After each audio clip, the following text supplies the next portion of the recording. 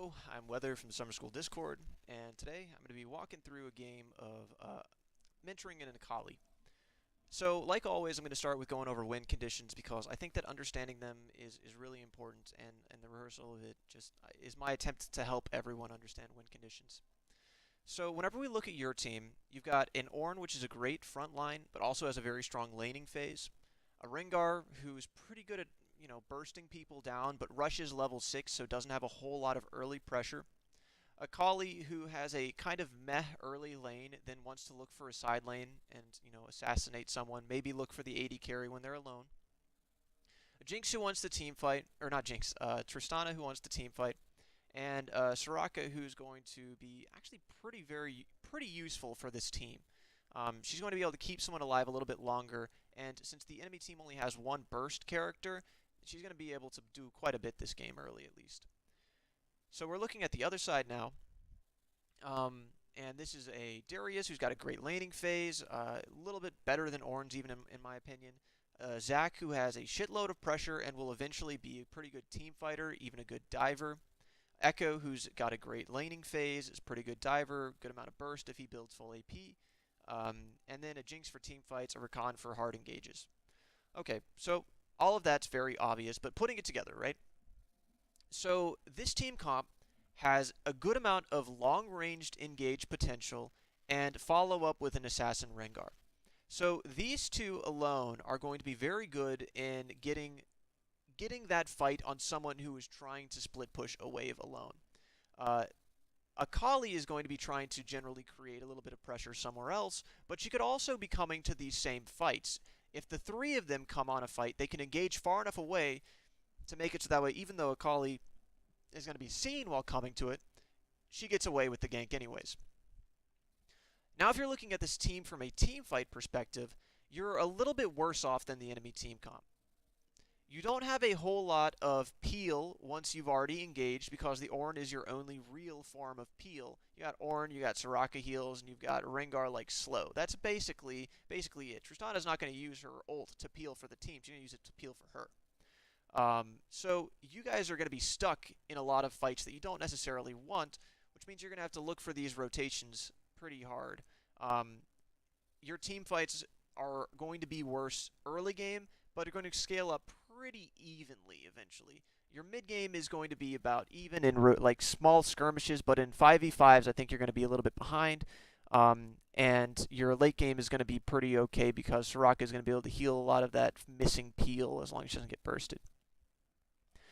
So looking at their team, right, their team fight is going to have two long-range forms of engage between the Rakan and the Zac. They also have some follow-up CC, whether or not that's the Rakan, the Ekko, or the Zac. And also they got the Darius to force engages. So they have so many forms of engage and follow-up CC. And they have lots of damage to go with it, whether or not that's Jinx Rockets, that's Darius, or that's Ekko. That they have a really great team fight. So this is going to be a pretty difficult comp to be team fighting into. Now, how would you deal with this, right? If you can separate some of them, like the Ekko is going to want to split because that's why he took TP, right? He's going to want to look for that split. If you put the Ekko behind enough, he's basically going to be a free kill. So I think that early game as Rengar, I would be trying to come mid. The bottom lane matchup is going to be interesting because Tristana probably beats Jinx early and even mid, but late game I think Jinx actually does a little bit better. Whenever you're looking into this comp, you're going to have to avoid these engages, which means that your rotations and your vision is going to be super important. You're also going to have to constantly be keeping track of Darius flash timers and Rakan flash timers because those are two serious forms of engage that have very, very long range. But once those cooldowns are blown, you're basically free reign as Akali or Rengar to go back in. So as long as you don't die in their initial engages, you're good, which means don't give them those initial engages. Look for those rotations and those vision control. You can look for long-range picks, top lane with the Ornn's ultimate and follow-up CC. You can go with the Rengar. Man, names are fucking hard for me today. Or you could be looking just to try and keep your lane in check. This is an okay spot to be standing for vision. It's not great, but it's okay. I do appreciate that you got out early to do that.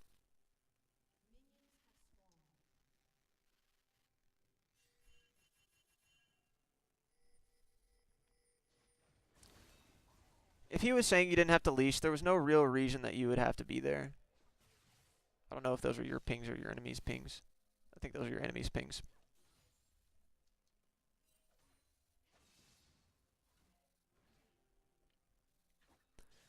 So if you're paying attention to jungle tracking, I like kind of touching on this every game. You pay attention to the wave down here and how quickly people show up to this. Their bottom lane showed up very quickly to this, which means that their jungler also started topside. That, or their jungler started the Raptors and is going for a level 4 clear. So I would be having to assume both of these things at this point in time. What this means is you are going to want to generally play towards the bottom side right now, though, and around 2.5 minutes, make sure that you're around top side. If he's going for the level 4 clear, right, that means that he's going this camp, this camp, this camp, and he's on this camp around 2.5 minutes. And then you start playing towards the other side of the map, right? 2.5 minutes, you're starting to play up here. Even if he's down here and he does this camp, and he's looking for level 4, right? He's then going all the way up here, and he's he's at 4 minutes on this side of the map. So down here until like 2.5 minutes probably. And then I would be expecting him at level 3, right, to be at his red buff if he's doing his level 3 clear down here.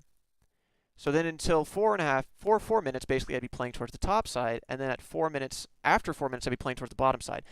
Just your small little things like positioning in lane like this can help you avoid a gank without even having to ward. It also tells you where you should ward in cases like, okay, if he's doing a level 4 clear, right, you know that he started Raptors. So let's say you manage to push up this wave and you drop a ward on Raptors. You then can guarantee his position on the map. If he's already cleared his Raptors by like, I don't know, 1:30, that means that he's obviously doing something like towards the top side of the map. He's obviously clearing towards the top side. Otherwise, because if he's doing the level 4 clear, he's looking for as many camps as possible, and he wouldn't have done this. By 2 minutes, he wouldn't have done this yet, or he'd already be on it, like right at that moment. So if you put a ward over there, that will guarantee you know where he is. Obviously, I'm not saying you just run up there and drop this ward down, because your positioning in lane can a lot of times simply avoid a gank. But if you do get opportunities to ward, it shows you where you can ward by tracking the enemy jungler.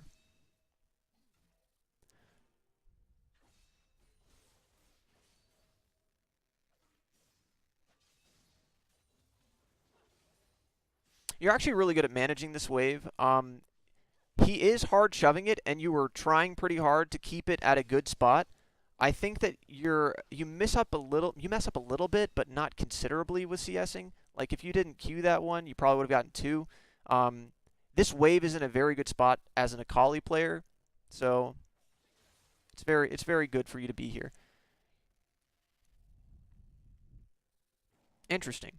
So that means that Zach did his Raptors first, and then he was rushing up to the top side. I don't know why he was going to the top side after that. I would have expected him to do Raptors blue and then be working up. Interesting.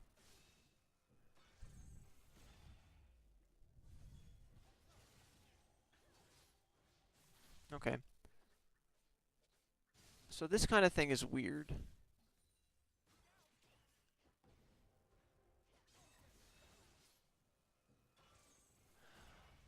I probably would have just waited out his 3rd tick.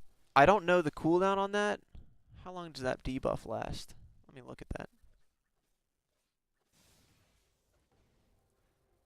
Yeah, you went in a little bit too early. You're not paying attention to that debuff. Watch this in the bottom left-hand corner whenever he does go in on you, right? So the debuff is applied here.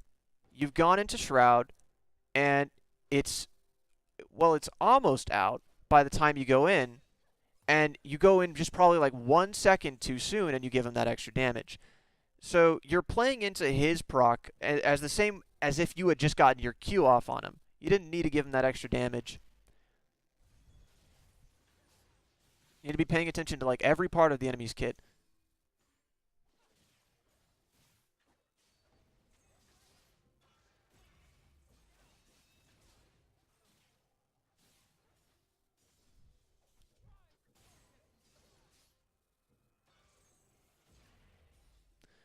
this is a very safe time to be going aggressive too. Because their enemy jungler just died, you know he's probably on the other side of the map doing his red buff right now, which he definitely is. I heard the sound effect. So going in right now for a kill, even though this is normally a very dangerous time window, this game, this is a very, very safe time window for you to be doing this. So I just want to say that was a very good time for you to be looking for those aggressive trades with your Shroud. If I was you at this point, I would be looking to try and get vision over this wall before the TP comes in. I wouldn't know if he's done Raptors yet, but I would probably be assuming that he is going to be doing them soon.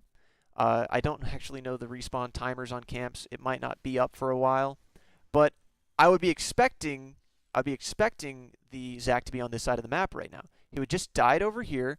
He just cleared his red buff. So if his Krugs were up, he would be on his Krugs right then, which means that you can't be pushing up in this wave, which would make this a very dangerous spot.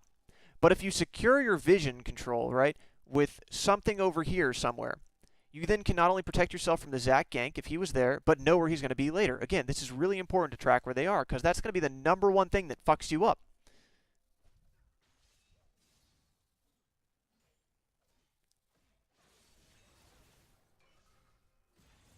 And you had the ward to do it. Like, you would be so dead here if Zac was on this wall. And this is the side of the map he should have been on. See? He's over here right now, but you could have secured this by knowing he wasn't on Raptors.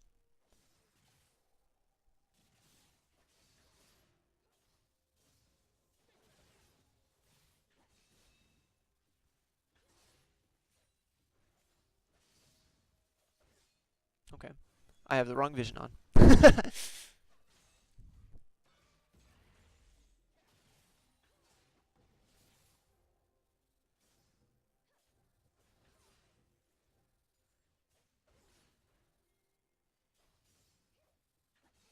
Okay, so if you're tracking, since you don't know exactly where he is, I think that I actually told you about this ward. Was this your ward?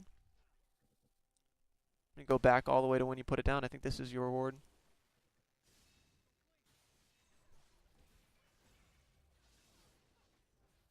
Yeah, that is your ward.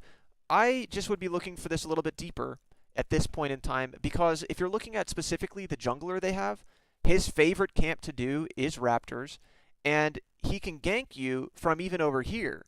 His engage goes till about this far, right? And the way you are playing up in that wave, as I mentioned, you would have been dead because he could have engaged from you on you from over here. You have to adapt your warding to who you're playing against. You didn't necessarily get a good time at that instant to do it, but you shouldn't have even done this trade without knowing that you were safe.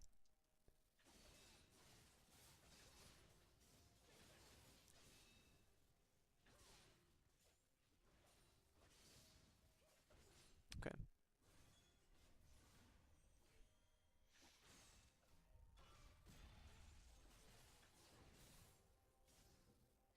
But yeah, if you had done that, you would know where the Zac is. I would still be assuming that he's around topside right now.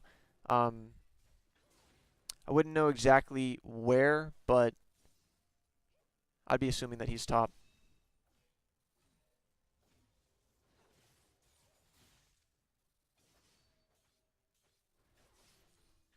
You're given a lot of free pressure right now, and you're not really taking advantage of it. As soon as you hit 6 here, there's several things happening. First thing that's happening is your Rengar is invading again. You want to be in position to help the Rengar, which means you need wave control. So not only are you level 6, which means that you have a level advantage, the most important level advantage, but you're not pressuring off of this wave.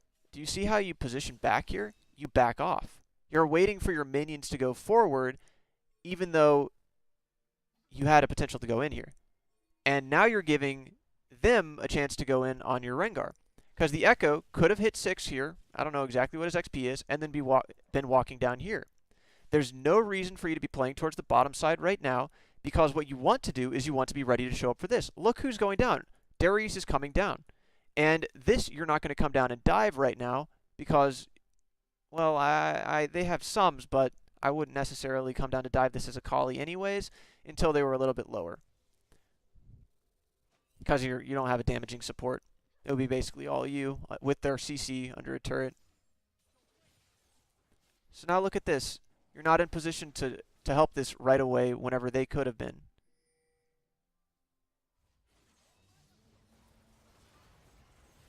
They end up playing this pretty poorly though, because the Ekko shows up super late.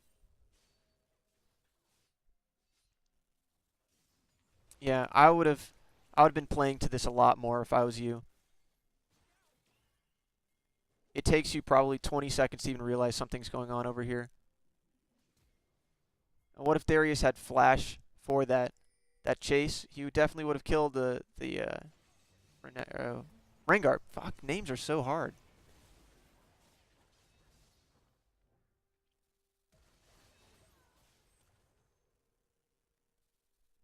Yeah.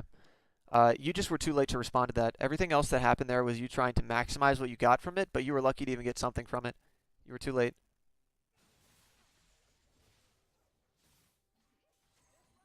And you didn't use your level 6 spike. You were backing off of the wave.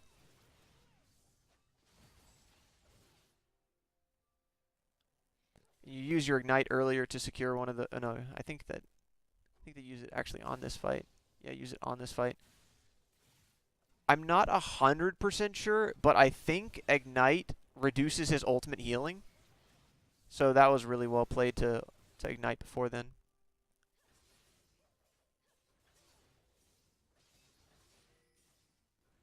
Knowing what just happened, where the Zac died again, your Rengar is still in the jungle looking to kill him again, and you know the Ekko had to recall because you just almost killed him.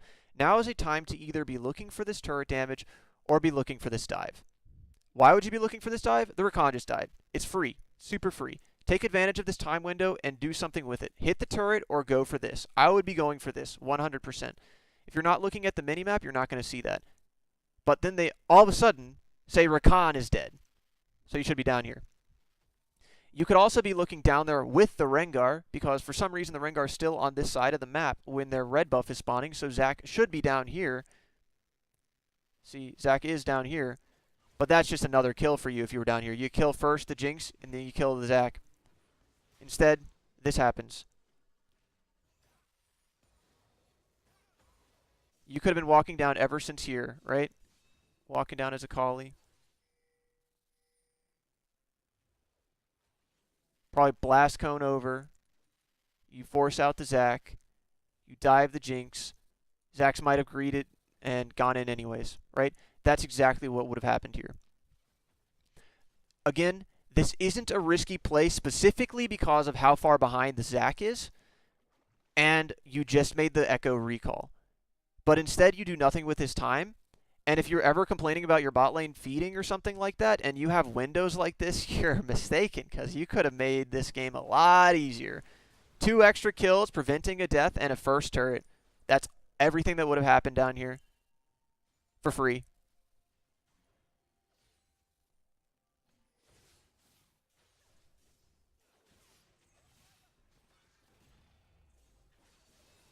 Again, you're giving him a lot of use of his passive. I would be waiting a little bit longer.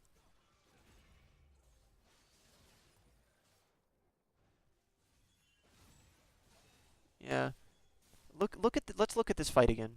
There's a couple of things that happen, and I'm sure you're very familiar with Akali's mechanics, but your choice of kind of how you use certain things is a little bit weird. So, and when. You know he's going to go in on you, and whenever an Ekko does this, right, it means he's going to be engaging on you. Obviously, you know that. You have a pink ward over here. You know Zac's on the bottom side of the map because you just saw him kill your laners, and you know that his camps are probably still down here, or he recalled and is walking topside. So it's very safe to be playing aggressive towards this side of your lane.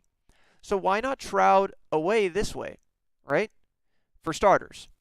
Instead, you potentially get stunned. You barely dodge it. You then don't wait this out. Again, it's so close whenever it go, but you give it to him. And it's not like you're waiting out his cooldowns, right? Because look at his cooldown. His cooldown's right there.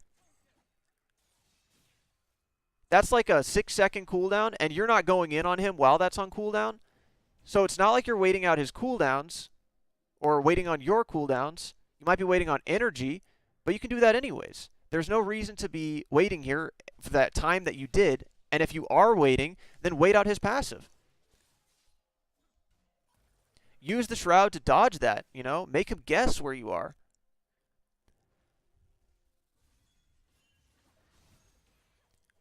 You're not paying attention to cooldowns when you go into trade. You're not paying attention to his passive whenever you go into trade. So you're not using your Shroud optimally. You have that to avoid his passive, essentially. You also aren't paying attention to where he's going to engage on you or what side of the map you can play to. You very easily could have played aggressively into this. You are ahead in this lane. There was no reason for you to have died there at all. And even more so, if his ult came off of cooldown a little bit sooner, you wouldn't have even gotten that kill. So far, you have missed a very important roam bottom. You have been ignoring your jungler's invades, ignoring him getting collapsed on. You don't use your level 6 spike. You completely give damage to the enemy whenever you're either giving them time to wait for their cooldowns with just randomly waiting in your Shroud, or you're making it so that way you always give that passive proc with an Ekko. It's kind of like if Jax had his stun up. If you were to be constantly walking next to him, autoing him, he's going to stun you. You're giving him that. You don't need to.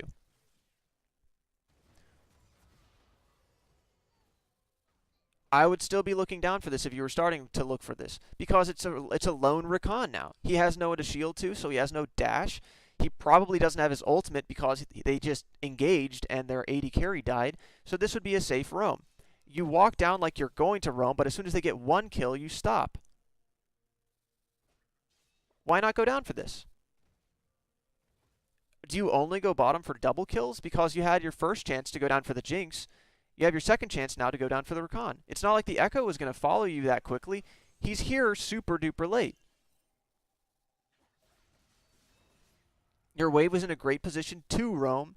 There was no reason for you not to go for that. And instead, you miss out on the Ekko kill, which should have happened. And you take this, right? If your point of going bottom is to get a kill, great. But that's not the reason ganks work. That's not why they work.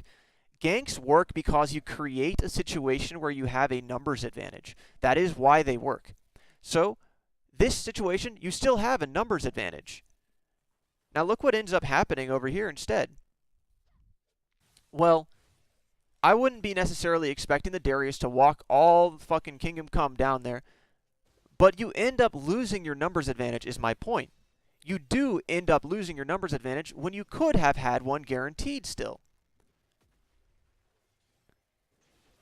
And now that Zac, who is super far behind, gets an assist. And potentially another assist if they had played it a little bit differently. That was a weird TP. But yeah, you missed your chance. You really do need to pay attention for those freer kills bottom. You did not have to look back on the Ekko. The wave was not at your turret yet. You would have been able to get that kill and come back mid. So, okay, what are the criteria for looking for roams? Well, let's go back and use this window as a good example for when you should roam. Because it was a good window. It was. It's just that you didn't follow through with it.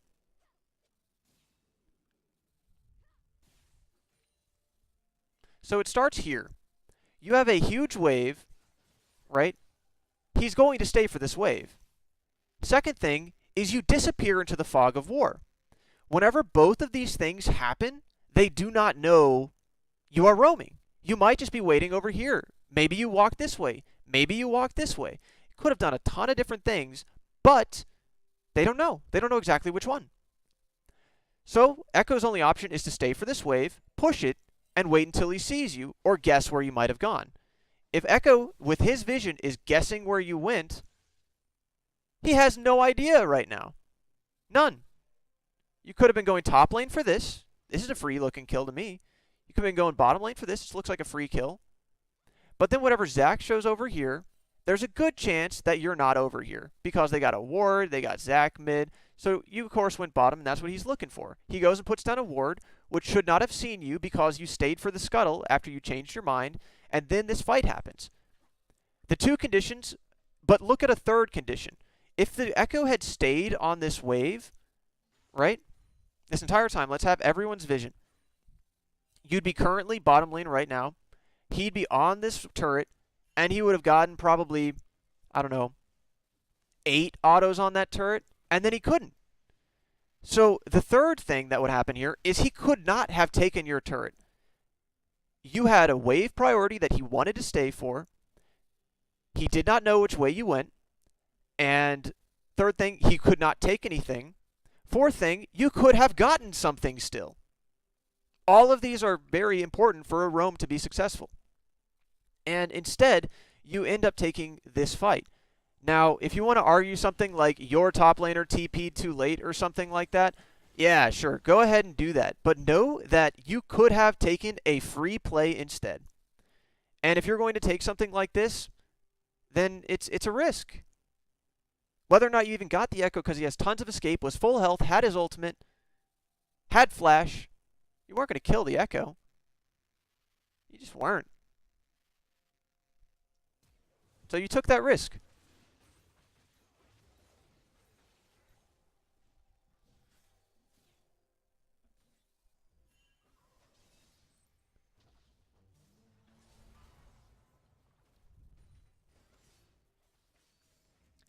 At this stage, if I was Akali, I'd be looking to gank the Jinx. There's nothing you can do to really help this siege right now. It's going to be the Tristana, it's going to be the Soraka, but not you. This is a free kill, this is turret pressure, and one of the best ways you can respond to pressure is pressure. That both means whenever you're creating pressure, if you similarly also create pressure, the enemy then has to decide whether or not they engage on where your team is, or they send people to where you are, or engage on where you are. That literally means that you get damage here or you get damage here. That's the end of it. If you create pressure down here, they send people to come and stop you. You've already probably killed the Jinx because you're fucking Akali, and that means that you have a 3-person situation defending a turret where you could potentially have 4 people, and you also have a situation down here where you're against this turret where you could potentially have no people. So it's a very serious and very easy advantage you can create by rotating. You do not have to stay mid, and you should be looking to take this lane in a 1v1 whenever you can. You have so far missed 2 opportunities to dive. You have missed an aggressive jungle play. You have missed an opportunity, like your seriously good opportunities to roam, and you have also misplayed a lot of your little trades.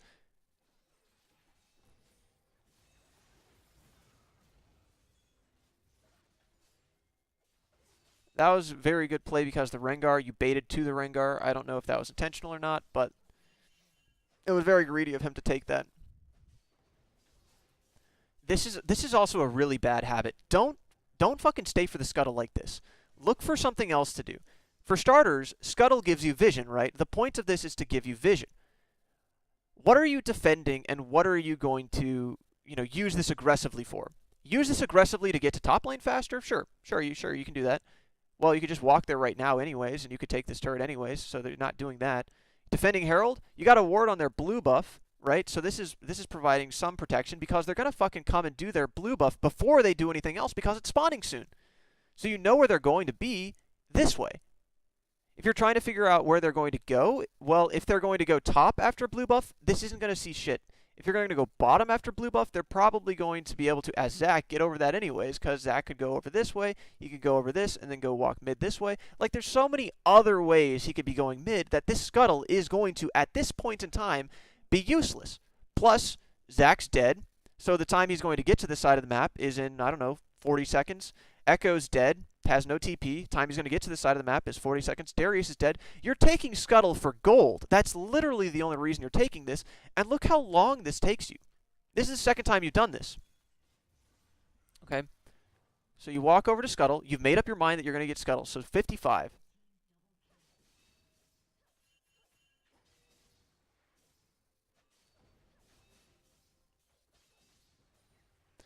That took you about 20 seconds to do. 20 seconds could have also gotten you this wave to turret and started attacking this turret. 20 seconds also could have walked you down bottom, where, guess what, the Jinx is now dead, so you could have gotten this turret. 20 seconds could have finished walking top lane, where you got this turret. And all of those things are way better decisions. You don't need to get this scuttle, especially when everyone's fucking dead, and that's just not a good idea. Your first time that you took the scuttle was also a mistake because you could have just finished your roam. This time, you took it whenever you're not defending anything, and you're not necessarily using it aggressively because you could have just been here anyways. And if you're taking it for gold, you missed these waves.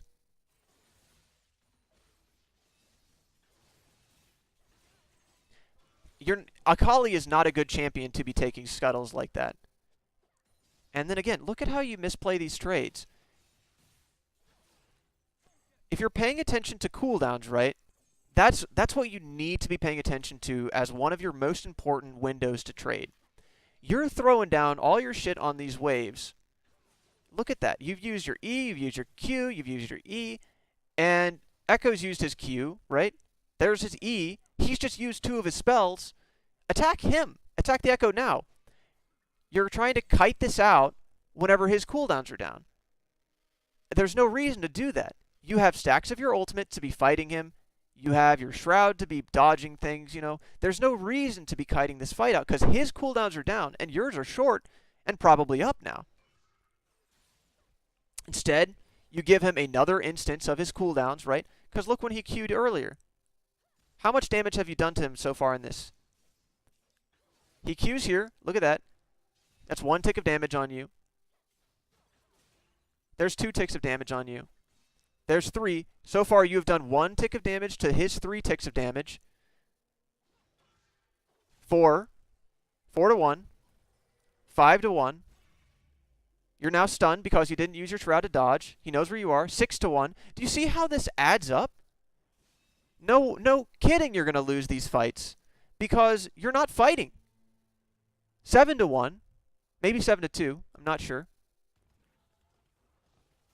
And there's no reason to give him those windows because you had times to trade onto him and you are stronger than him.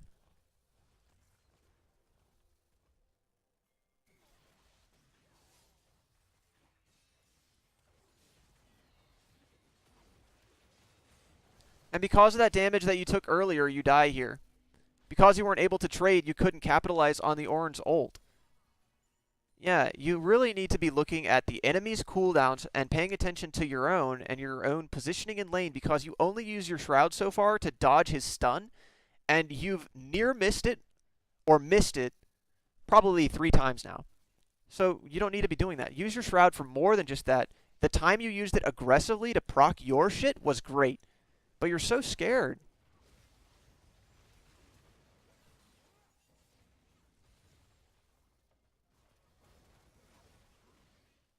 Again, as Akali, do not be coming mid like this. Do not be coming mid. You see this wave down here? Someone has to catch this. Someone does. It's so much gold.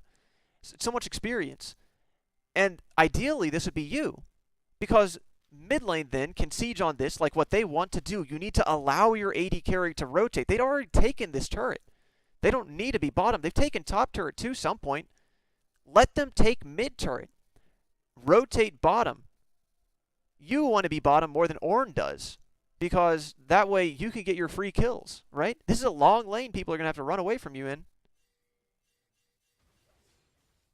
This is a terrible habit, A-ramming. You do not want this. Whenever you take team fights like this, you are literally coin flipping because you are only like 1/5 of your team and there are also 5 people on the enemy team. This could go a lot of different ways, even with a gold lead. Because you know what's a lot better than a gold lead? Crowd control on the right person. If you're, Zac ultied and then pulled in and then snared, it doesn't matter. It doesn't matter. You're dead. And you're giving them opportunities to do that because there's no vision over here. There's no vision over here. There's no fucking reason to be here because you're not going to be able to siege. You have no vision. They're wave clearing. Create pressure to respond to your team needing pressure. Make it so that way they send someone bottom so you have a numbers advantage. Let your Tristana siege.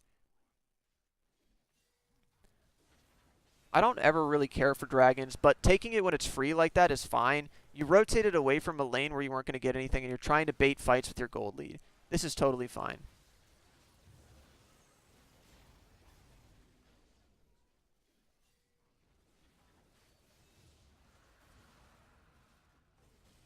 You use your Shroud way too early here, and that is exactly why you die. You can't peel for yourself once you go in, and you start on... No, you don't die? I was looking at someone else. But you do use your Shroud too early, because now you can't play aggressively into it as easily.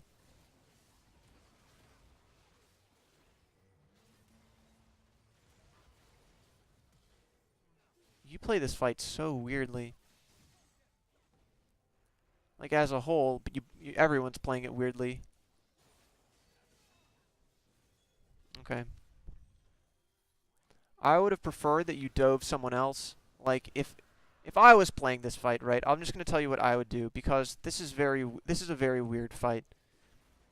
So you see that the dragon's just dead. There's no real reason for you guys to even take this fight, but then you're picked, basically. The Rakan goes in on you guys. Now watch kind of what your team does. Rengar's ulting in. You've shrouded, and the reason you've shrouded here, I have no idea. Like, you expect them to go in on you, but they're not. The Jinx is back here. Zac hasn't engaged yet, and the most damage that could have come onto you then was Ekko, and you've already been accepting Ekko's damage like all this game. So you know how much he does, and he's not going to one-shot you. You now also can't use this once you dive them. So as soon as Zac comes in, you start going into kind of a peel mentality because you're too afraid to leave your Shroud. When if it was me, I would have been ready to dive with the Rengar on the Jinx right here, and then I would have shrouded, and because the Rakan does not have his knock-up. Whenever he's rooted like this, he can't really shield or ult because you're going to be able to play around it. Rengar goes in, and look how much damage he does by himself. Do you see him get crowd control, any crowd control on him while he's doing that? No. You could have done that too, finished off the Jinx immediately, and then you could have turned to this guy, the Rakan, right? There's 2 kills for you. And now look at this, the rest of this fight. What would have changed over here, right? What have you been doing? You peel onto the Zac, right? You're peeling. You're in your Shroud, sitting down. You go onto the Ekko. Ekko ults away. Has anyone died yet? When 2 people could have died, you're going on this part of the fight that's unnecessary. Because Zac could still respawn, so you have to still focus damage on him. The Ekko has ulted, but is basically full health. Your target priority needs a lot of work. Now their crowd control's back.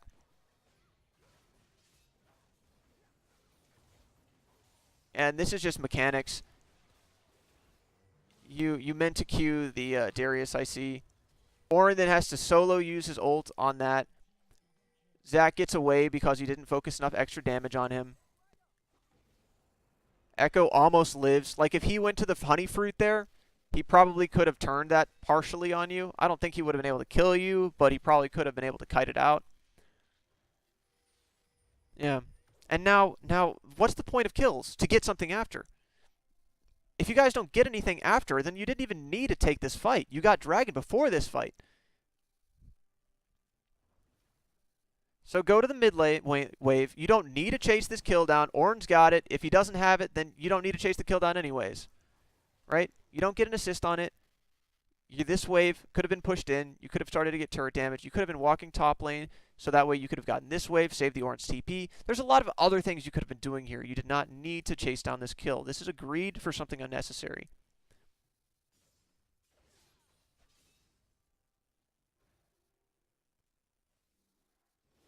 I'd be looking to recall here. You probably have a lot of money, and you don't have anything to do on the map right now. You're not going to save this turret as Akali. You're just not.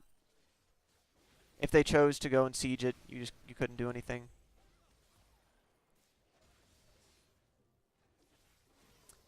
They divided kind of weirdly there. I didn't expect them to just push with 2. I guess it's because Zac died so late. Yeah, okay. I still don't think that you should have been here. Now's your chance to recall.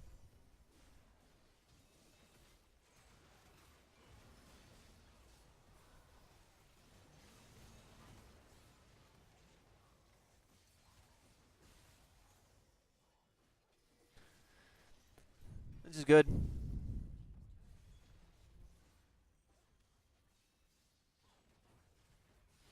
I would be looking, instead of doing Raptors, to go and push in this wave to give my team something to rotate to.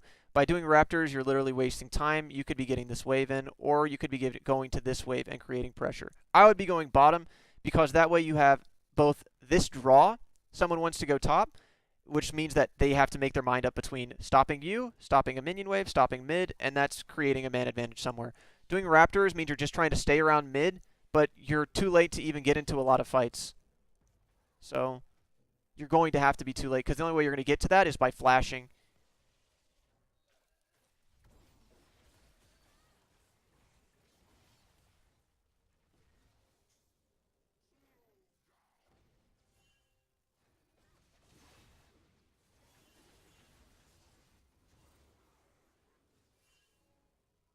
And you guys didn't end up getting anything, right? No mid turret and no bottom turret. Kills are worthless if you don't get anything, because the only thing that wins a game is the Nexus. You get to the Nexus with a row of turrets and an inhibitor. That's it. That's the only way you get to it, unless they surrender. But if they're not doing that yet, then they're, probably not going to. Probably going to play it out.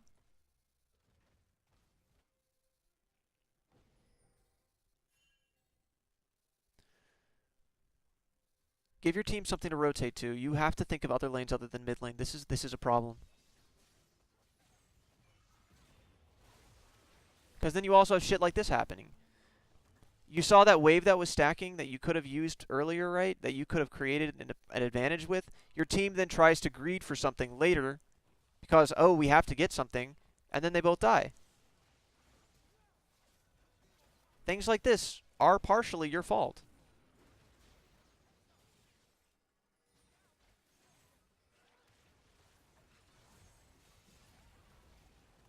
See how you use your Shroud here? You could have done this at the Dragon fight too. It prevents so much damage and allows you to go aggressively on the important targets. You don't have to peel the Zac. You don't have to focus Darius.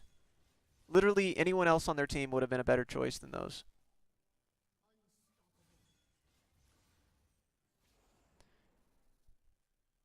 Going mid here is actually a good idea because you already have the Rengar bottom, which means he is going to be doing what I have been suggesting for you to do this whole time. By starting this wave, it allows your Tristana to come straight to the turret. You don't need to be doing Raptors. You don't know where the enemies are. They have 2 still alive. You don't know where they are. You're chasing this kill. Okay. I wouldn't have done that, but it worked out.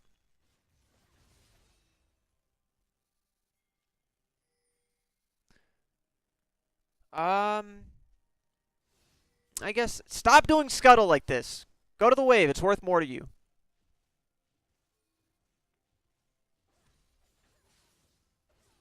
Because if you're defending Baron, right? Again, think of this. If you're defending Baron with this scuttle, great. Where's the enemy team going to be, though? They're not going to fucking do Baron right now. They got the Rakan just died bottom. The Jinx is about to die bottom. Your team is posturing around Dragon, so Zac might be trying to steal Dragon. But even still, they're going to fucking do Baron with a Darius, a Zac, and an Ekko? It's going to take them like a week. If it takes them a week, your team's going to take the inhibitor. They can't. They can't do Baron right now. So all this is gold. That's all this is. And that's why I'm saying not to do it, because you're losing out on more gold and experience by doing Scuttle than actually doing something else. Plus, if you're doing this to create pressure or something like that, you could be doing this faster. Your wave would already be up here, in theory. You'd already be up here. Which means that your team would give them the choice, do you save this turret, or do you save this turret? Or maybe do you save this inhibitor turret, or do you save this turret? Something like that. And if you're later to these waves, that little bit of time is the difference a lot of the times between your team deciding to stay for something or leaving. Oh, look at top wave. It's all the way up there.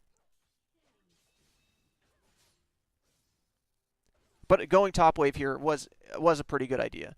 Your team is far enough ahead to win a fight without you, so creating pressure to try...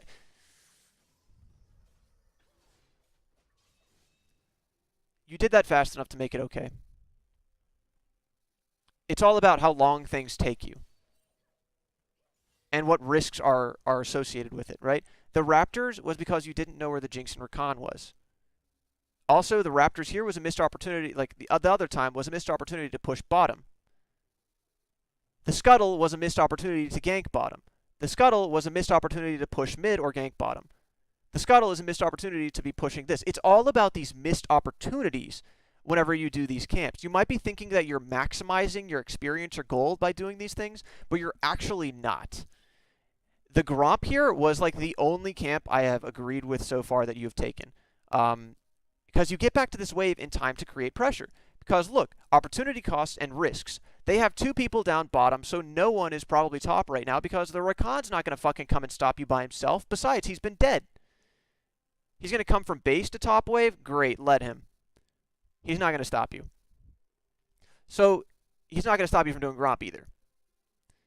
Very safe play. Plus, going for this turret afterwards is exactly what you need to do. But you see how you're playing? It took you 23 minutes to start doing this. You could have started doing this around like 12 minutes. As soon as the Tristana came mid and you were still sitting mid, change your mentality. You're not a mid laner. You're not assigned to mid lane.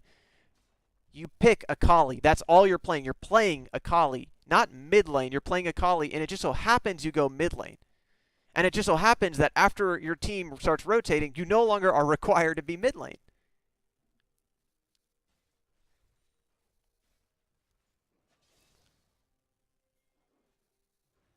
This is a good rotation too. You didn't necessarily want to stay here because eventually they were going to have to respond to your pressure, and they already had sent the Jinx. You could have potentially engaged on the Jinx, but I would have expected the Rakan to be there too. I would have been probably wrong. Oh, no, he was walking top until they saw you leave. Okay, never mind. So the Rakan was going to be there in the Darius. So again, smart decision to leave. And see how you leave this camp? You understand the risks of doing something like that whenever someone wards. So you understand the risk of someone killing you. Then why didn't you understand it whenever you were doing the Raptors? Right? You're not playing very consistently with that. Mid rotation here is good.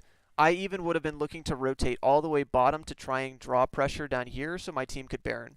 Your team can win fights without you, and if your team just baits Baron or something like that, there's a good chance that you'd be able to continue pushing this inhibitor. You would draw people down. But instead, you guys are pressuring mid-wave as 2. Like, this isn't a fight you necessarily won. It was a good rotation because you were avoiding a fight. So why are you now looking for fights? There's no reason you have to be here too. He's a tank. Let him be there. Count. Maximum, minimum. How many is the maximum amount of enemies that could be there? What's the minimum for your team? That was a 4v2. Not a good fight. You could have this whole time been creating pressure down here, which would have given your team, since everyone's over here, priority to do Baron. Very easy play. Even if not that, they could have just sieged mid without you there and rotated to your wave, right?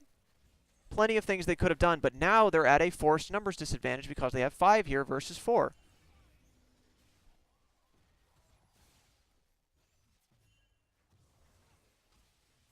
And that wasn't your Ornn, that was you going in there.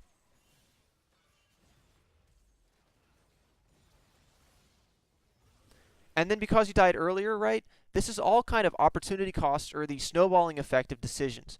Like, for example, a ward, right? A ward lasts 3-ish minutes or something. I don't actually know if it lasts 3 minutes. It lasts a while.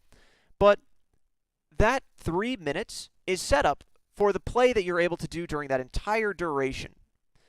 This stuff that's happening now, your team dying, is follow-up from your earlier play. You can't say that it's your team's fault for overextending because it's solo queue. You overextended first. It made all of this happen. This is follow-up from your decision. And now after this, if I was the enemy team and I managed to pull out some kills here, I would be looking for potentially Baron. However, they end up trading pretty well on you guys, or you end up trading pretty well onto them. So it's a 2 for 3. But your Rengar's down, so you can't do Baron, and your Tristana's down, so you can't siege, really. Based on respawn timers. Yeah, so you end up getting the first one, but that's it. This is a rotation you definitely want to look for. I would have stayed for this because you weren't going to change anything by being there. Second camp I agree with. Just saying, I agree with this. I do not agree with that one. You could be on this turret. Do you see that? That would already be dead. If that was already dead with you autoing it, right? Would your Soraka have needed to be up here? Because she's autoing the turret, right? Soraka would have already backed off. Opportunity costs. You're not maximizing gold if you're not taking the objective. If you're going to take the objective anyway, or you're not going to be there in time for the wave or something, great. All of this is follow-up from literally taking a camp.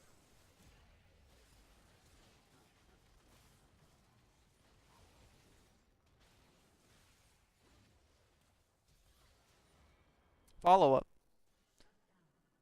Well, imagine this. Imagine you guys stayed alive for a little bit longer. This wave is going to draw people top wave. Tristana was pushing mid, so you stayed alive a little bit longer, backed off a little bit, right? Waited till you saw some people show up either here, or baited the fight long enough by kiting it out to let Tristana take this turret, or even rotate up to this turret and take this turret, right? Opportunity cost. You decided golems were worth more than top turret. And potentially bottom turret, depending upon how quickly they were able to respond to that. I don't think they would have been able to stop you from taking this. But this is so fucking free. So free. If I was the Tristana, I actually would have died for that. So free.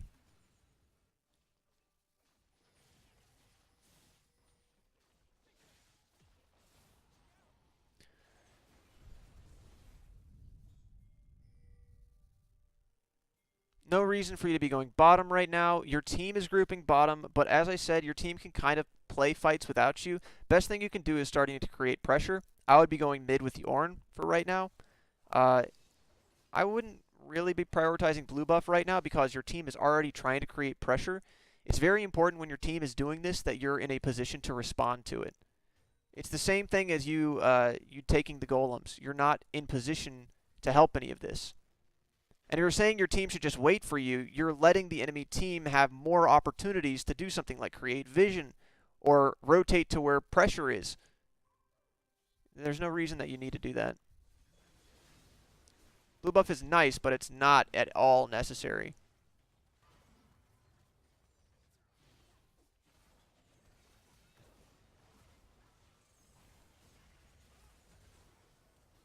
I would not be chasing this. You have Squishy over here. Squishy over here and Peel over here. Right? Tristana dies to this. You really focus tanks. Do you see how he's like 70 or 80% life and you're chasing him down? Rakan is 30% life and you're letting it be.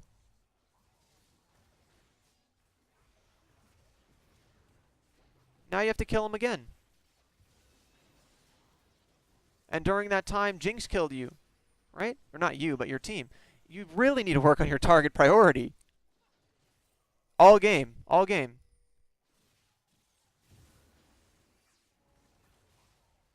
Because at the end of that trade, they took your jungler so you can't Baron. They took your AD carry so you can't Siege. They won that hard. Because now you're stuck with nothing. Target priority, both with what you need to do and what they can do. If you kill the Ekko, you kill their wave clear. If you kill their Jinx, you kill their DPS for objectives. And part of their wave clear. If you kill their Rakan, you're not really doing anything but killing part of their engage and peel. But if you kill their engage and peel, that makes it easier to get the next kill. I don't know why they're chasing this. They should have just let you walk.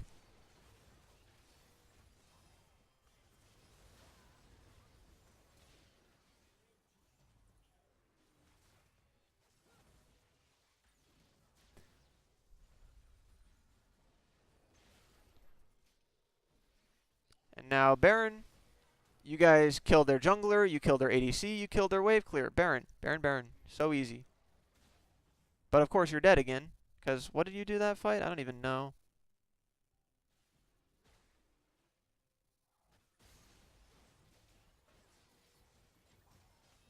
Oh, yeah. You aren't using your shroud again.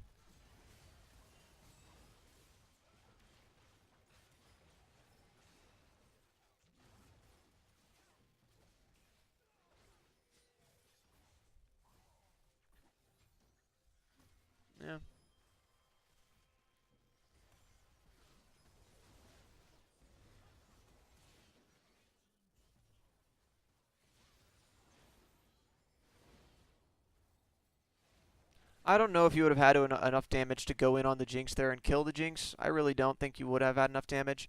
But that would have probably been your only way of turning that fight.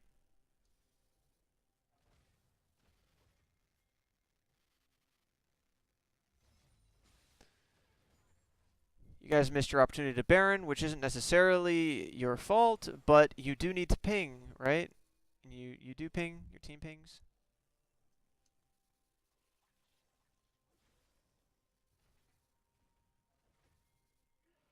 Because if you guys start Baron now and Ornn TPs to this ward in 5 seconds, it's a guaranteed Baron.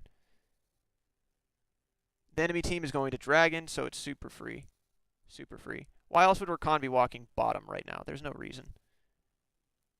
You got to really put Baron on the priority. Say, type it, Ornn TP. Communicate with your team.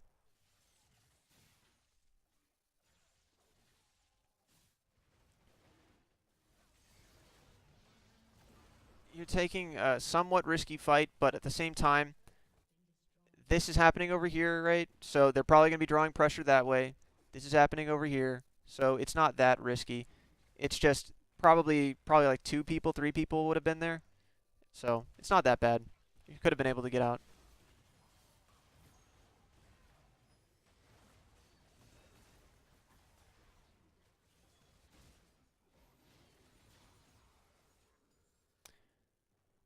After that, I'm pretty sure that I would either be looking to try and get this inhibitor, which is already mostly dead, and you would be purely pressuring a numbers advantage, so everyone would have to come and take this, or I'd be looking to get this in and take this turret, which is almost dead. Both of those plays are pretty safe with 30-second death timers. However, you would have to decide on it pretty quickly, and as a team move, going mid here is the one decision that I would not bother with, because you're not going to get anything. This wave is way up here. 30 seconds is not enough time to push this wave to this turret and then take this turret. You either are going to need to rotate to the inhibitor, who is half dead, or rotate to this turret, which is almost dead. I probably would have even tanked this with Ornn. I wouldn't have even bothered with the wave. Yeah, that's exactly what I would have done. Because that's like 2 autos. And instead, by you guys grouping mid, you trade 2 or 3? No, just 2. 2 for 2. So you're not creating a lead. And what objective are you guys getting? Well, you're chasing another kill, just like with the Zac thing. This doesn't matter. If anything, you would be coming over here to protect the turret. That's it. This doesn't matter.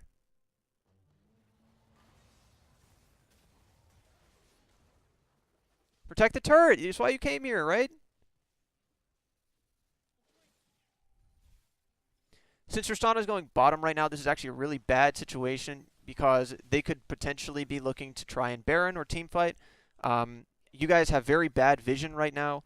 You need to contribute to vision.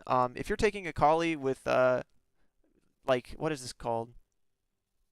Domination tree? Yeah, you need to make sure you're taking zombie ward because especially at lower elo, people don't ward very well. And if you add that to your skill set, you will climb just off of your team being able to benefit off of vision. Because look at this map right now. Oh, there's one of your kind of wards, right? That's one of your resources.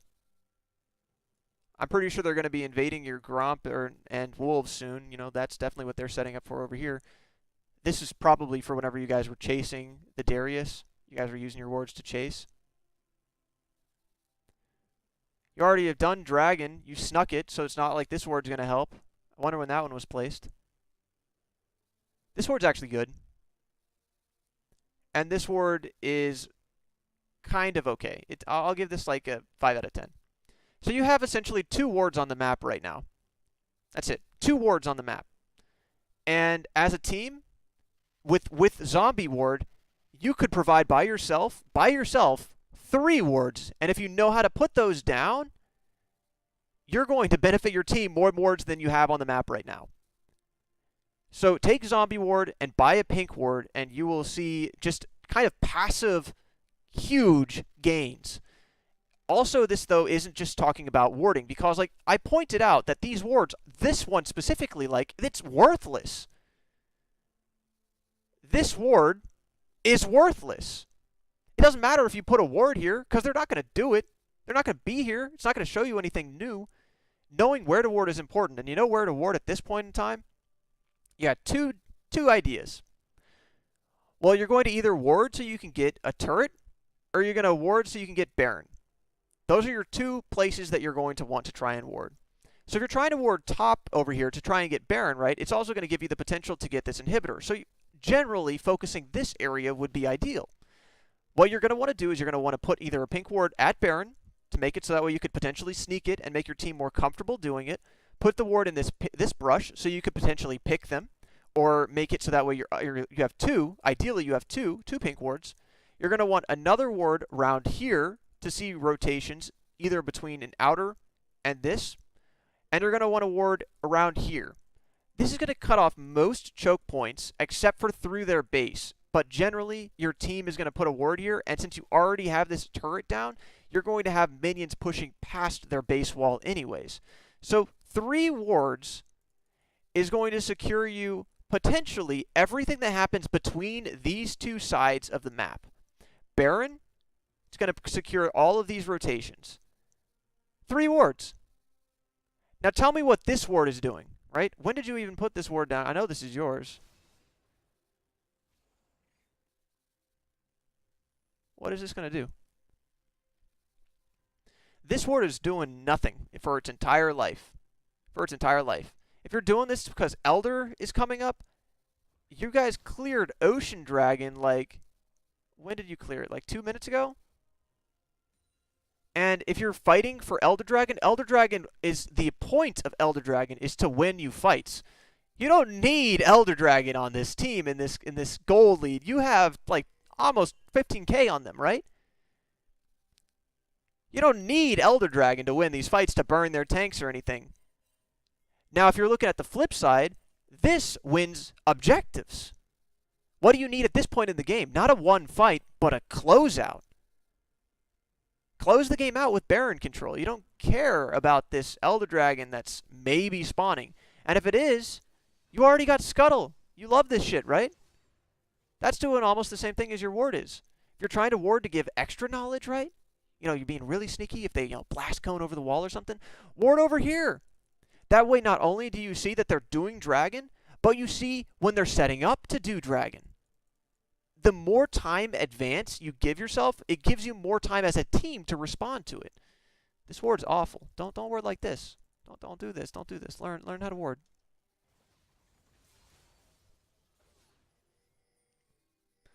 Yes, Baron.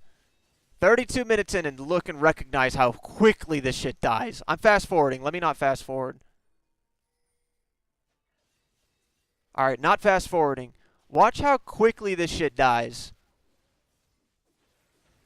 Look who's attacked it so far, right? You haven't put any damage on it yet. Tristana's down here. It's so easy to do Baron. So easy. I didn't fast forward that. And you guys wait till 32 minutes to do that. The reason that I'm pressing Baron control and stuff like that is because it is so easy to do. At 20 minutes, it takes you probably 10 seconds to do Baron as a team. You only need 10 seconds of them not knowing where you are to get this, which leads to 2 turrets, which leads to like a 3k gold lead from nothing. From nothing. Baron is an incredibly important objective, and you know one way you can contribute to securing this? Yeah, your team hasn't warded this. Get a pink ward for it, right? Get a normal ward on it. Get like the blue ward if you don't want to buy a pink ward and you don't have zombie wards. Get a blue ward on this because people don't even walk by this shit half the time. But you need to do Baron because at this point in time, that's a free inhibitor, that's a free turret. Then after that, you're just going to slowly close out.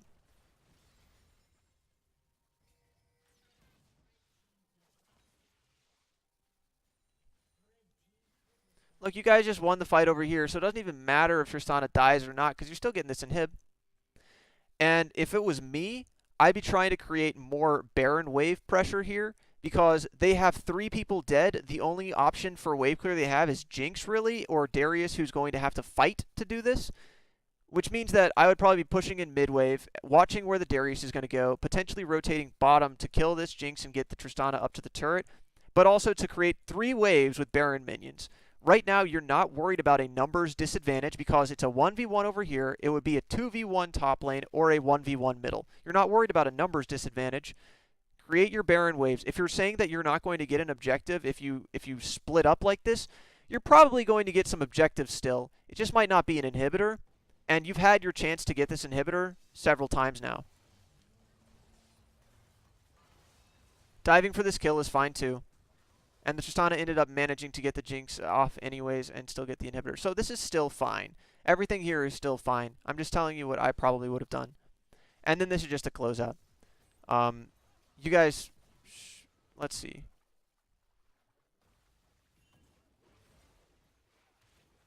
Yeah, this is kind of awkward because you guys back out here. You could have very easily turned on this with a proper positioning, potentially, because Baroned up minions are very strong. But coming to this wave, which is where I would have been initially, right? This is what I said, is also fine because getting triple inhibitor is huge. You don't have to win a fight. You just let the minions come in. Staying for this is good too. Okay. Yeah, so you've just won at this point. There's literally nothing the enemy team can do. You're 20k ahead, and you have Baron, and you have 3 inhibs. So follow up, you need to work on your vision control. You need to make sure that you're not doing things that are wasting time, like specifically Scuttle and all of these jungle camps that you stop for. You stop for Scuttle, and you stop for Krugs, and you stop for Raptors. You're taking risks doing this, and you're wasting time. A lot of your opportunities to roam, you either ignored or changed your mind partway through. Your recall timers are a little bit delayed, so you're not using a lot of the gold you get from kills. You have poor target selection in team fights. I don't think you win on Jinx in any of these fights, and she's so immobile. It's so free.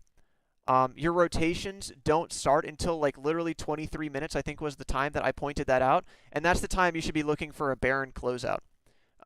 You could be looking a lot more for those solo lanes, but you are like tunneled on mid lane. You are not a mid laner. You are playing Akali who is going mid lane. Don't think of it like you're stuck there because that is a terrible idea, especially as a champion like Akali who does not contribute to sieging. She contributes to potentially team fights or split pushing where it's a skirmish. That's it.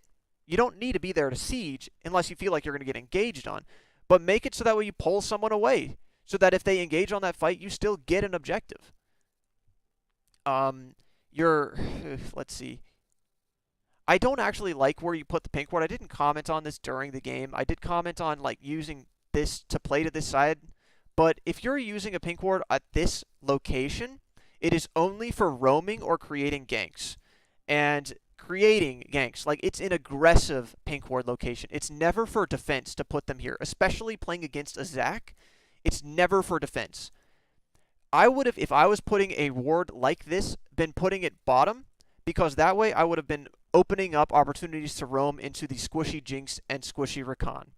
I wouldn't really care too much about going top lane, and you did not go top lane, but you intended to go bottom a couple of times, and you changed your mind. So do not ever ward these sides of the lanes unless you plan on using it aggressively. You always need to adapt to both the jungler you're playing against and where they are clearing to, right? So in this game, if you had warded just over here, which is normally a good ward predicting that they're going to come from, if they are going to come from red buff, this is normally a better ward because it catches them going to river or to lane. It gives you more warning in either situation. But against a Zac, you need to go even further because he can slingshot from here or he can slingshot from here. But if he walks over to this, you've already seen him. It also, this way, can predict which camps he's doing. So you're warding, if you use this example of you're warding lane, right? Zac's never going to come through lane. He's always going to be coming through something a little bit further away because he can. Same thing with Kayn, right? And if you're playing against a Rammus, this ward is too late anyways. He's rolling in from like way over here at 100 miles an hour. These wards, again, are only aggressive. If you want more kind of review with warding, I'll be happy to go over that with you, but I'm just trying to point out a couple of examples this game because it's a pretty complicated thing to get started because you have to know exactly where people want to go. And the way you start that is with tracking. The easiest person to track is probably both the AD carry and the jungler. Everyone else is kind of a little bit up there. Jungler is always drawn to these buffs whenever they spawn until like 15 minutes when they start handing them off. Uh, so yeah, also you need to work on your Baron control. You need to work on a lot of little laning trading mechanics. So specifically where you were going into your Shroud, a lot of the times you were only using that to dodge his stun, which is usually easy to dodge anyways. You then sit in your Shroud not long enough for the his passive to get removed, but long enough for his cooldowns to come back up. You also are not trading effectively. He got 7 ticks of damage on you when you got 2 on him. Shows you how much you're kiting away from fights ineffectively. You also use your Shroud too early in fights like this, where it then removes your ability to go in aggressively. Let's see. You need to prioritize turrets a lot more through rotations. You had opportunities to go to specifically bottom wave, for example, or create an opportunity to go top wave where your team could do this. You need to start setting up wave control to do that.